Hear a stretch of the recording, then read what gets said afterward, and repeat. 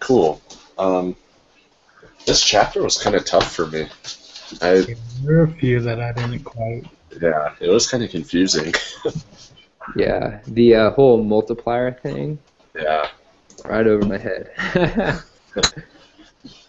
Um, so do we want to just get into it?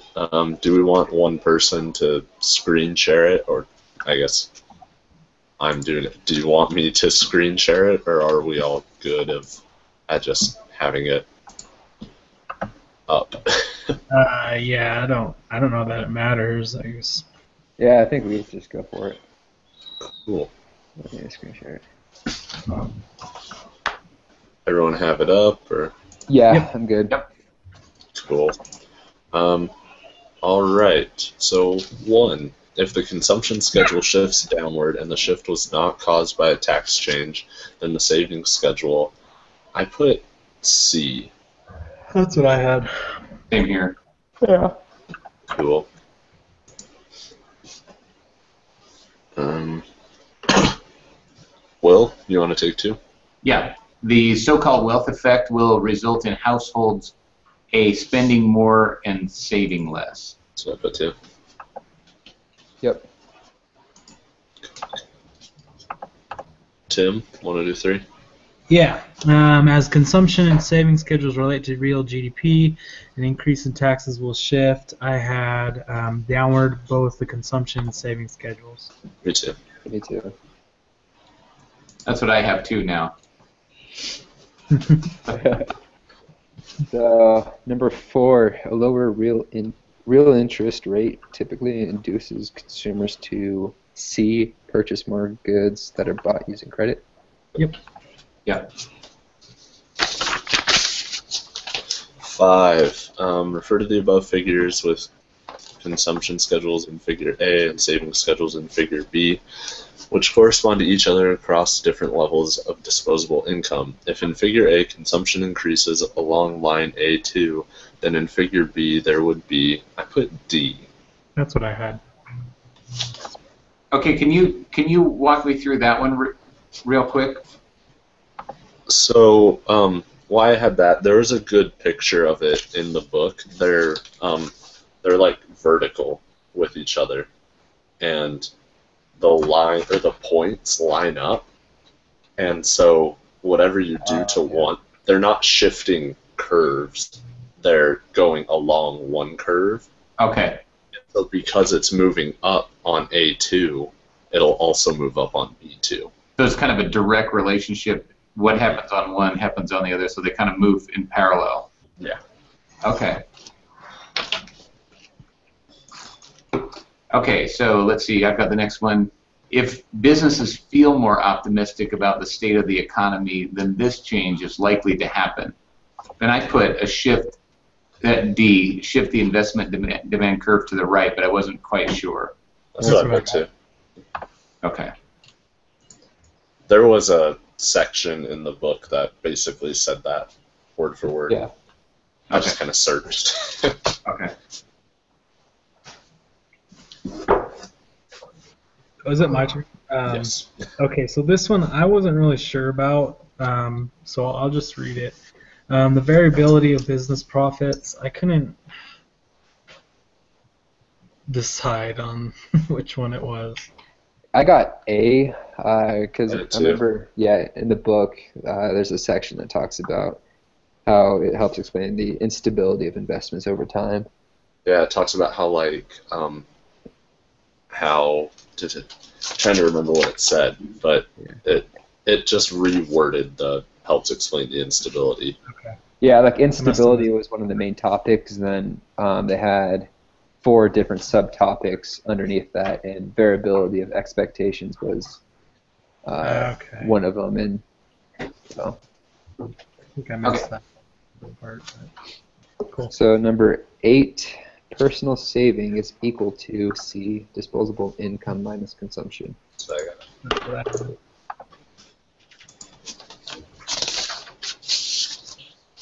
9, the fraction or percentage of total income which is consumed is called I put C.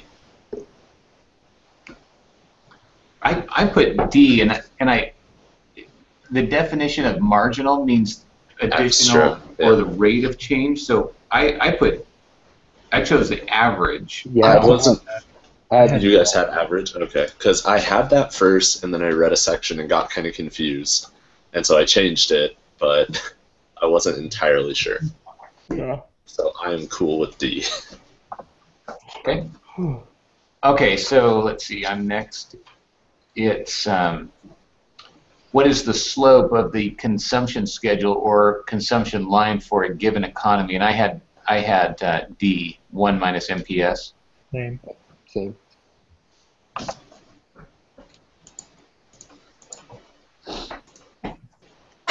So I have 11. If the slope of a linear consumption schedule increases in a private closed economy, then it could be concluded that the B MPC has increased.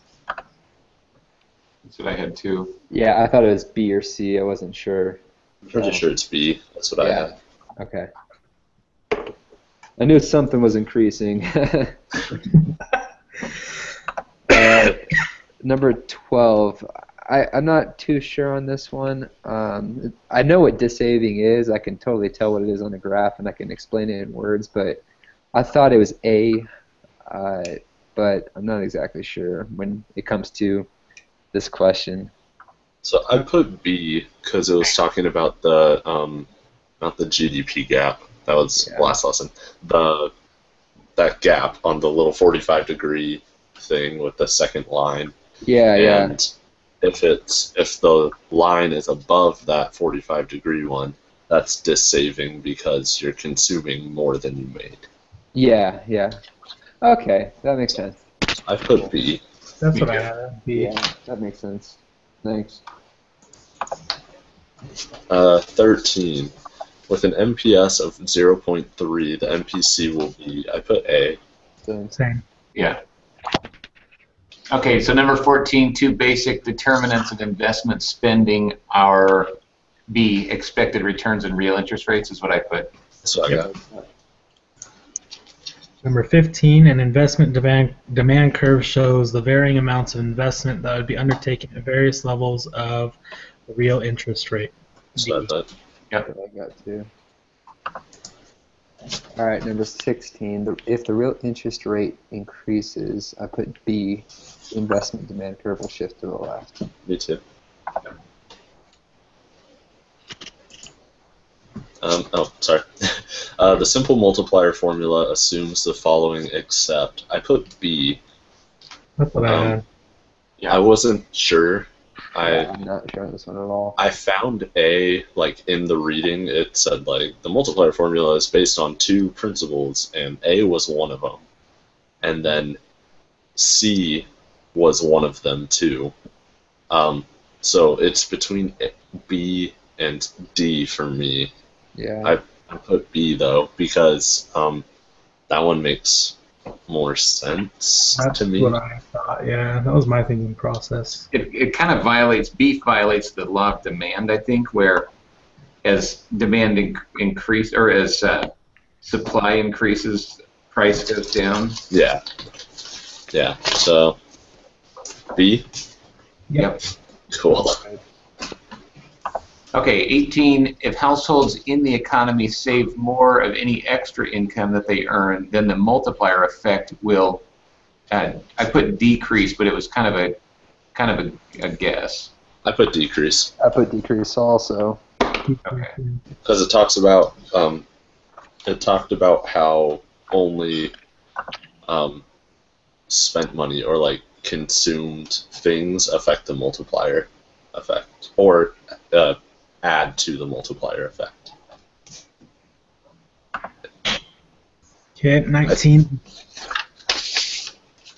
Sorry. Change. Are you ready? The change in real GDP resulting from an initial change in spending can be calculated by multiplying the multiplier by the initial change in spending. So I got. I had no idea on this one. Yeah, same. So yes, C. Okay. Yeah, I can't remember where I read it. Oh, it's in the shoot, what's it called? The formula. It's the multiplier equals the change in real GDP divided by the initial change in spending. And it was just given in the text under this section. That was the one question about the multiplier that I got for sure. I'm like, oh, I know this one. This one's in my notes. So, yeah, good to see.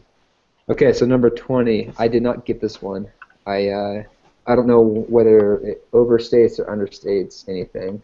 Like I said, the whole multiplier thing, didn't really understand it. I need to go back and look at it. Overstates it because it should be 1 divided by 1 minus MPS.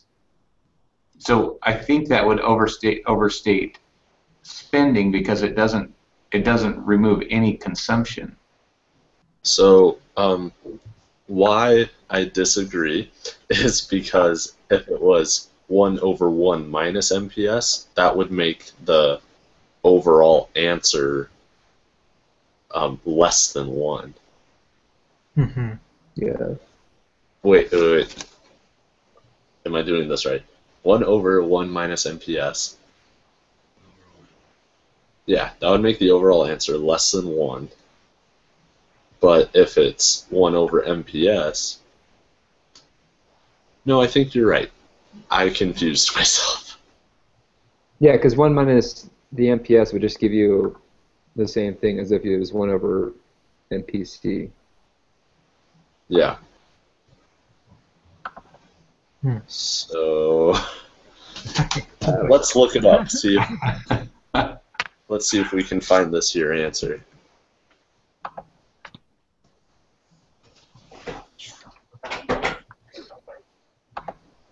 I'm telling you though, this next exam, I'm not too excited about it. There's Yeah. a lot of different formulas and stuff that you're gonna have to remember.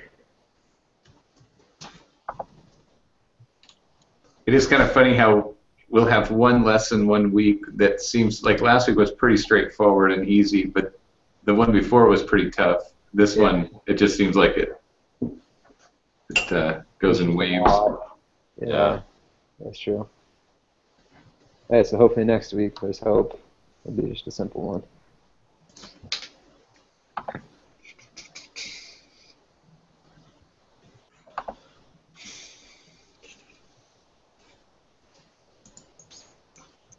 Sorry, trying to find it. Yeah, I'm trying to look here too. I did a check my work on it, guys, and it is D. It overstates the actual multiplier because it excludes leakages in domestic spending. So it should be 1 divided by MPC minus Gotcha. MPC. So it just doesn't account for any spending. Cool. Gotcha. Okay. Who submitted last time? I know I did 2 times ago. I have not submitted at all, so I could do it. Okay, issue. Okay. Okay, don't submit. Okay, let's see. Okay, so 1 is correct, 2 is fine. Did we miss any? Yeah. I think we missed 1. Okay, here it is. It's number 16. And we said that it was B, but it's actually C. So we said that if the real interest rate increases, the real answer is there will be a movement upward. Okay. Maybe just because it's only one of the factors of investment. Yeah. Instead of both of them. Okay. That makes sense. Okay.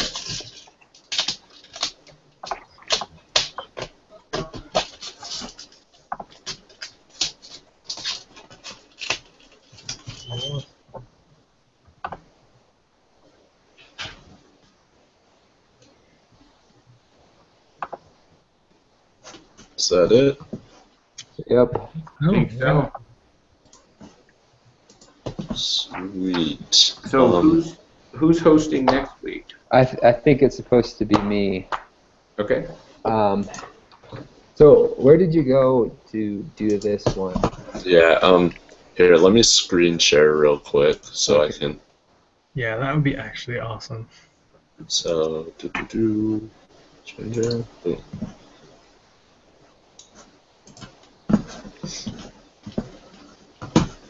All right. Can you guys see it? Yep. Yeah. Cool. So, I just have the thing tabbed, but if you or bookmarked, but if you just go into Google Plus and go to Hangouts, it's in this thing down on the side right here. It brings you to this page, and you can either click on this right here, but I just scroll down until it's right here. Hey, there we are. So then you click Start Hangout on Air, and honestly, I would say just wait until it's time to start, because it seems like we've been having problems with having it set for later. So then you give it a name. That's not how you spell example, but it's what I meant to say. And then you do share. It's set to now. It might kick me out, actually. But then you come down here and hit start. Yeah. And then when you hit start, it'll bring you back to this, like our actual thing, and then that's when you come up here and add people. Okay, cool. And then broadcasting, you just hit the broadcast button. It'll just at the bottom say broadcast. Yeah. Yeah. Cool. Sounds good. Thanks, man. Sweet. Yep. Awesome. All right. Thanks, See you guys next week. All right, sweet. Sounds good.